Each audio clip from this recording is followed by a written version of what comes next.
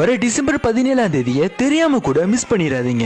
அன்னைக்கு மார்கழி மாசத்துல வர ரொம்ப சக்தி வாய்ந்த பிரதோஷம் வருது. அன்னைக்கு நீங்க எந்த ஒரு செலவும் பண்ணாம இந்த ஒரு விஷயத்த மட்டும் சிவபெருமானுக்கு நீங்க கொடுத்தீங்கன்னா உங்க வாழ்நாள் முழுக்க இல்ல நீங்க எத்தனை ஜென்மம் எடுத்தாலுமே ஈசன் உங்க கூடவே இருப்பாரு, உங்களை நல்லா பார்த்துப்பாரு. இப்ப அதனால தெரிஞ்சுப்போம்.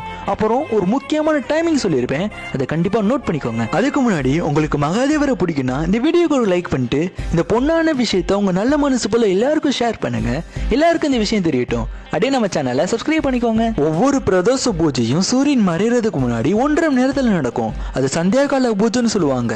அந்த நேரத்துல எந்த ஒரு பக்தர்கள் மனமுருகி பிரார்த்தனை பண்றாங்களோ சிவசக்தியோட அருள் பரிபூர்ணமா கிடைக்கும். அவங்கவுங்க தவறுகளை மன்னிச்சு உங்க கருமாவை கிளியர் பண்ற நேரம். இப்ப இந்த நேரம் என்ன, இந்த பிரதோஷ வழிபாட்டோட பலன்களை தெரிஞ்சுப்போம். நீங்க ஒவ்வொரு பிரதோஷத்தன்னைக்கும் ஈசனை தவறாம மனமுருகி வணங்கும் போது உங்களோட போன ஜென்ம கருமா இந்த ஜென்மத்தோட கருமாவை படிப்படியா ஈசன் குறைச்சுக்கிட்டே வந்துடுவாரு. தீய சக்திகள் எதுவும் உங்ககிட்ட நெருங்க விடாம உங்க மனசுக்கு ஒரு அமைதியை கொடுத்து உங்க குடும்பத்தை சந்தோஷமா வழிநடத்தி கூட்டிட்டு போவாரு. இப்ப அந்த நேரம் என்னன்னா சாயங்காலம் 4:45 இருந்து 6:15 வரைக்கும் இருக்கு.